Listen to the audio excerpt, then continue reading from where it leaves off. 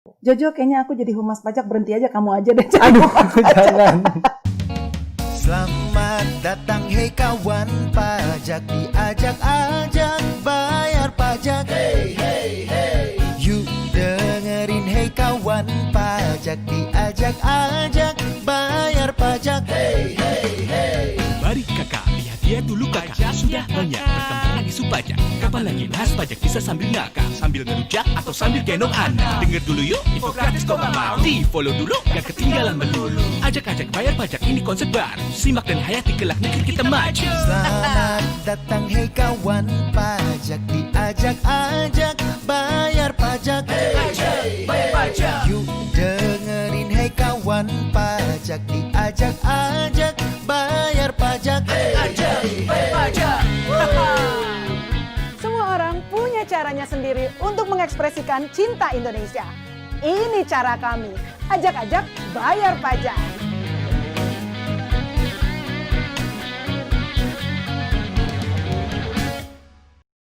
Halo kawan pajak, bagaimana kabar Anda hari ini? Selamat datang dalam podcast Ajak-ajak Bayar Pajak edisi perdana. Peluncuran podcast resmi Ditjen Pajak kali ini juga bertepatan dengan pelaksanaan Spektakuler 2020 dan dalam rangka menyambut Hari Uang ke-74. Senang sekali rasanya saya Ani Natalia dari Humas Ditjen Pajak RI memandu podcast Ajak-ajak Bayar Pajak dengan tema Bergerak Bersama Pulihkan Ekonomi Nasional. Di tengah-tengah kita telah hadir seorang atlet bulu tangkis nasional yang sudah tidak diragukan lagi prestasinya, baik di kancah nasional maupun internasional. Pada tahun 2009, ia juga muncul sebagai peran pendukung dalam sebuah film bertema bulu tangkis, yaitu King.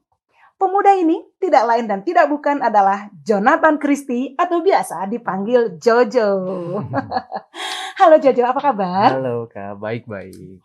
Wah, senang banget nih. Selamat datang ya di podcast Ajak-ajak Bayar Pajak. Jo, mau nanya nih, selama pandemi COVID-19 ini apa saja kegiatan Jojo?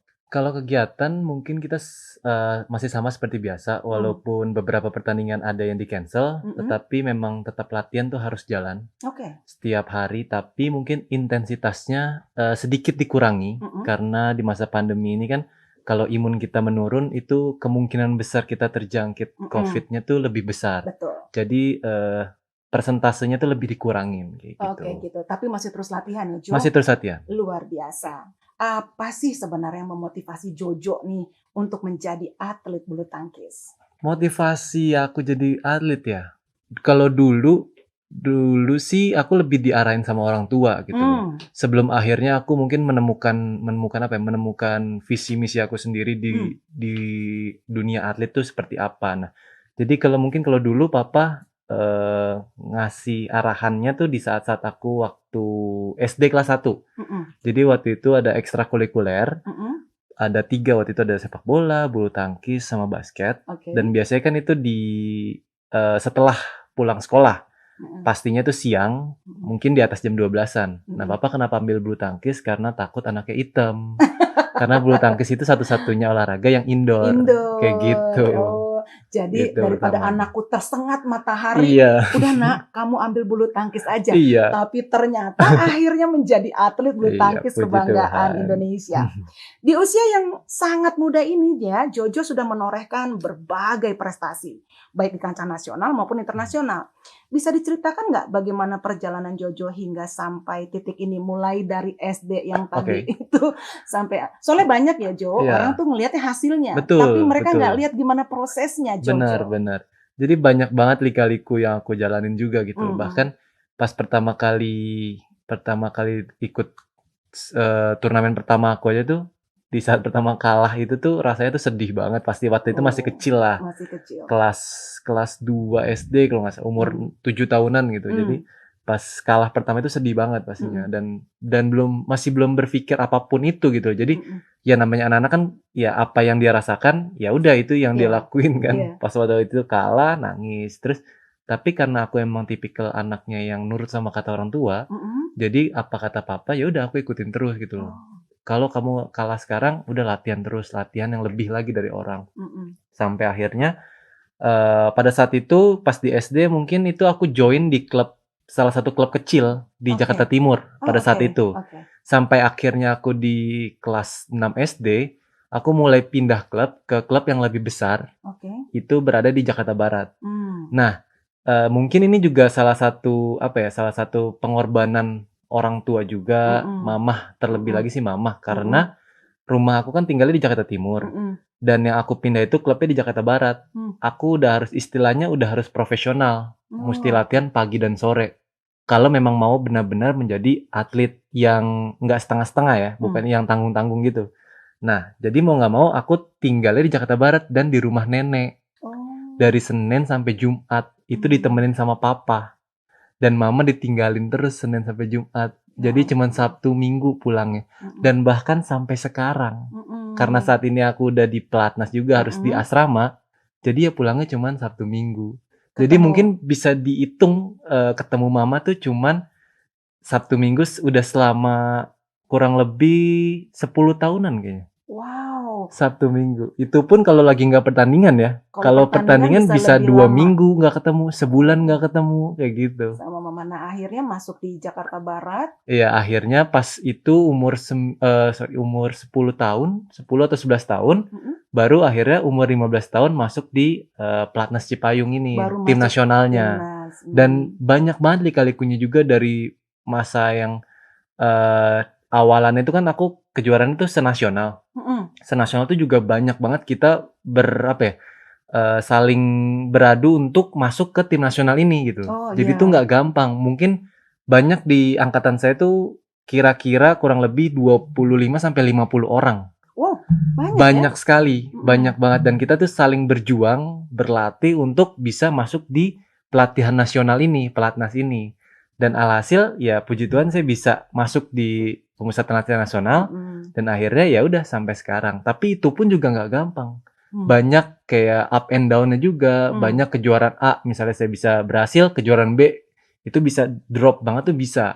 Dan di zaman sekarang apalagi sosial media kan yang kita tahu orang bisa berkomentar sebebas-bebasnya dan itu tuh kadang-kadang membuat saya cukup down juga ketika saya kalah gitu loh. Tapi ya puji Tuhan saya tetap terus dikuatin sama pelatih, sama keluarga juga, sama orang-orang terdekat. Jadinya saya masih bisa terus fight sampai akhirnya ya puji Tuhan bisa sampai saat ini. Iya. Gitu. Dan memang benar Jojo. Jadi banyak orang tuh suka nggak ngelihat proses. Betul. Ya, pengen langsung lihat hasilnya. Iya, benar Pengen banget. dia pikir instan gitu. Iya. Padahal Jojo mulai dari SD kelas 1 Betul. sudah diperkenalkan dengan bulu tangkis Iya. dan didorong sangat luar biasa oleh Dan papa bahkan mama. waktu itu SD yang lebih berat lagi ketika SD kan memang harus sekolah gitu loh pada Betul. pukul 7 atau setengah 8. Jadi tuh si klub itu tuh mengasih pelatihan itu pagi dan sore. Oh, Bayangkan sekolahnya aja tuh iya. harus masuk jam 7. betul. Jadi latihan paginya jam berapa? Jam 4 4 pagi. pagi. Jam 4 pagi. Yang lain masih ngompol waktu SD, Betul. kamu udah latihan. Iya, Betul. di saat anak-anak lain mungkin pagi-pagi aduh masih tidur, masih nyenyak Iya, segala masih macam. nyenyak. Dan malam pun tuh aku jam 9 pagi tuh udah harus jam 9 malam tuh udah harus tidur. Karena biar jam 4 udah iya fresh. jam 4 udah fresh kayak Dan gitu. itu kamu lakukan dari kamu masih kecil. Betul. Luar biasa Jojo.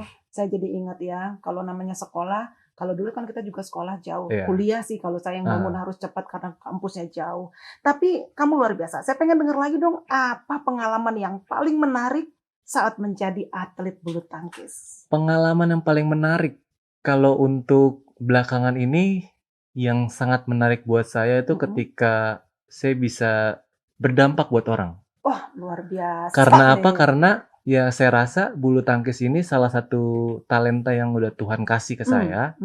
Jadi ya saya memanfaatkan talenta ini untuk bisa menjadi berkat buat banyak orang. Buat bangsa. Itu salah satu salah satu hal yang saya yakini ya emang ini maunya Tuhan gitu loh. Gitu. Gitu. Jadi Tuhan kasih kamu bakat Yes. dan kamu pengen manfaatkan sebesar-besarnya Betul.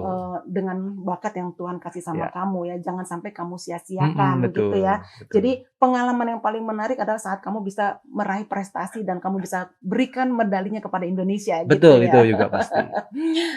Saya kebayang ya Jol, nonton kamu aja ketika kamu dikalungkan medali dan bendera kita naik itu, saya Iya. bisa nangis tuh Jol gitu ya. Karena saya begitu mencintai dan bangga sekali sama Iya. Jojo. Nah, mungkin nih Jo, di pendengar sana kawan pajak ada juga yang mungkin hobi olahraga Oke. gitu ya.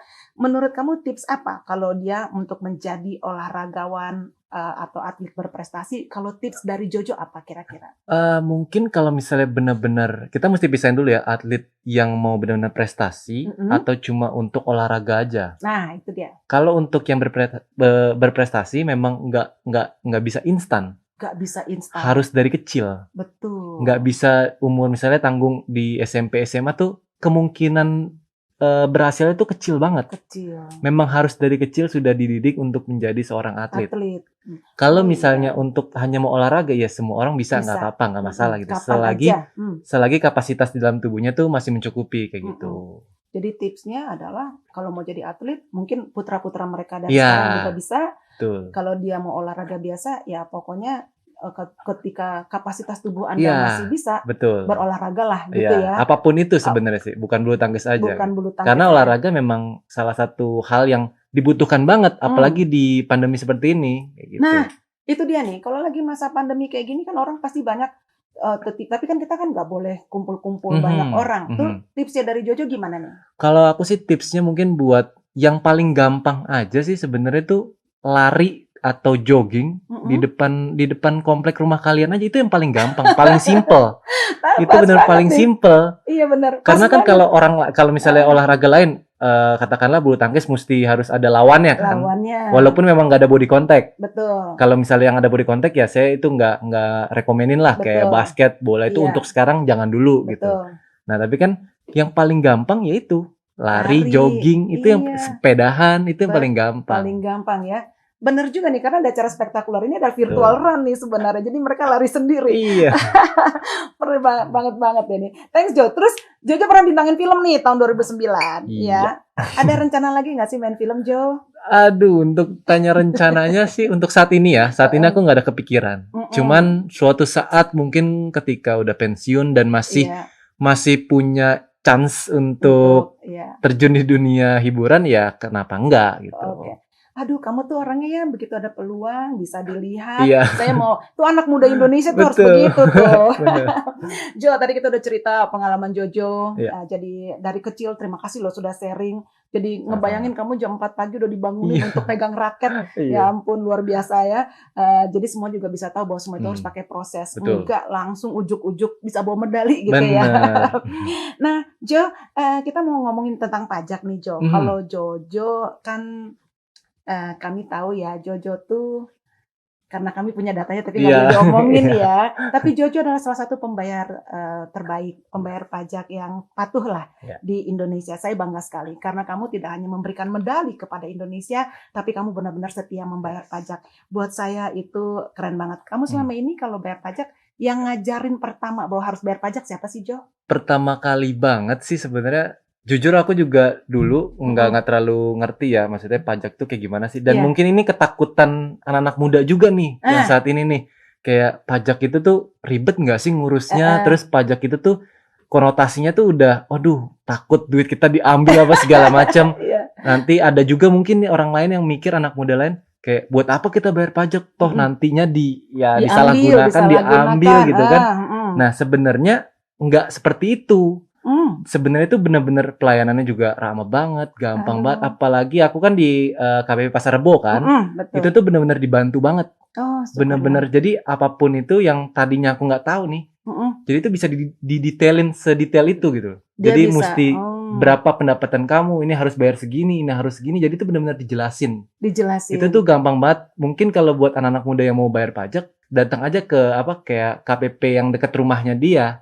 Kantor cabangnya yang dekat rumah mereka masing-masing kayak gitu. Jadi mungkin mereka bisa dapat pengetahuan lah itu intinya pertama kayak gitu. Jojo kayaknya aku jadi humas pajak, berhenti aja kamu aja deh. Aduh, jangan. Soalnya benar banget Jo, kita tuh kemarin pas ngeliat ada atlet Indonesia tapi dia juga tidak hanya membawa nama harum bangsa gitu ya, yang bawa medali gitu. Tapi kamu juga mau bayar pajak nih, papa mama kamu memang ngajarin gitu juga? Iya, sebenarnya kan mengharumkan nama Indonesia bukan dari kita jadi seorang atlet atau mungkin kita jadi yang mungkin pandangan orang lain tuh gue mau jadi membanggain Indonesia nih harus jadi atlet, harus jadi entertainment yang bisa membanggakan nama Indonesia. Enggak gitu. Sebenarnya kita orang-orang biasa juga bisa dengan apa? Dengan cara kita membayar pajak dengan taat itu pastinya. Ya Allah, Jojo. Itu tuh gampang banget. Ya Oke lah, ampun, luar mungkin biasa. kalian berpikir, nanti duit pajak kita diambil apa segala macam. Ya udah, itu kan urusan masing-masing gitu. Setidaknya kita sebagai warga Indonesia yang baik, kita juga harus mencontohkan kepada mungkin nantinya anak-anak cucu atau kita itu tuh bisa bayar pajak dengan taat kayak gitu. Jojo, Begitu. kalau saya dosen kamu, saya kasih nilai A. Bener banget, Jo. Jadi mungkin terima kasih loh sudah sharing sama anak-anak muda. Saya bangga banget bahwa membuat bangga Indonesia, berkontribusi kepada Indonesia, itu tidak harus menjadi seorang atlet yang ngasih medali, tapi bisa dengan jadi siapapun Anda, siapapun kita, dengan kita setia bayar pajak supaya negaranya punya dana gitu. Iya, betul. Betul. Karena gini, Jo, kita kan tahu bahwa dalam kondisi pandemi COVID-19 ini, nggak cuma negara Indonesia, semua negara di dunia lagi struggling. Betul. Kamu tadi cerita semuanya pertandingan aja Iya, ditunda. semua pertandingan ditunda. Itu bisa ngebayangkan dampaknya sampai ke sana gitu, Jo. Nah, inilah pemerintah harus hadir kan. Makanya saat ini kalau misalnya Jojo belum tahu, bagi para UMKM tuh sekarang dikasih insentif libur bayar pajak dulu. Yang penting kamu usaha jalan terus aja. Iya. Gitu. Nah, itu yang dilakukan. Mungkin biar paham juga bahwa pajak ini manfaatnya tadi Jojo sudah. Saya jadi mau closing jadi susah karena kamu udah ambil bagiannya keren banget. Jadi untuk bisa membawa mengharumkan Indonesia tidak harus dengan medali ya. Tadi kamu bagus sekali. Ya ampun, saya tersentuh sekali. Tapi memang benar Jo, karena harusnya pajak ini adalah culture. Iya, jadi itu adalah budaya. Itu ada sense of belonging, rasa memiliki kepada bangsa, kemudian sense of responsibility. Ini negara sama-sama kita bangun sama-sama juga. Aduh, keren banget. Karena saya juga berpikir kita tinggal di mana sih? Kita tinggal di Indonesia. Betul. Kita lahir di mana? Kita lahir di Indonesia. Kita kerja di mana? Kita kerja di Indonesia. Aduh, ya kenapa enggak kita saling membantu satu sama lain untuk membangun Indonesia yang lebih baik kayak gitu. Nah, tadi saya juga bingung nih karena ada orang yang nggak mau bayar pajak tujuh karena nanti duitnya disalahgunakan. Tapi Jojo tadi ngeliatnya itu terserah dia. Iya, betul. Tapi saya harus kewajiban saya jalankan. Aduh, hebat banget sih. Padahal usia kamu 23 tahun loh. Semoga bisa didengar oleh semua kawan pajak bahwa di usia muda ini bisa membawa harum nama bangsa tidak hanya dengan medali, tapi juga dengan berkontribusi kepada negara. Karena namanya ada sense of participation. Jo, boleh nggak satu statement terakhir untuk ngajak kawan pajak supaya patuh pajak sekali lagi Jojo sampaikan di Ajak-Ajak Bayar Pajak kali ini? Oke. Buat kalian semua, apalagi anak-anak muda pastinya, aku pengen ngajak kalian semua untuk taat bayar pajak. Apapun itu, seberapa besar pun pendapatan kalian, tetap kita bekerja di Indonesia, kita lahir di Indonesia, kita tinggal di Indonesia, kita harus juga saling membantu satu sama lain untuk membuat Indonesia tuh lebih baik lagi. Itu mungkin salah satu ajak-ajakan saya ke para anak-anak muda. Terima kasih Jojo. Oke kawan pajak, tadi Ajak-Ajak Bayar Pajak dengan narasumber kita Jonathan Christie mengenai tema bergerak bersama pulihkan ekonomi nasional. Terima kasih banyak atas kehadiran Jojo di studio 16 Sama-sama. Kantor Pusat Ditjen Pajak.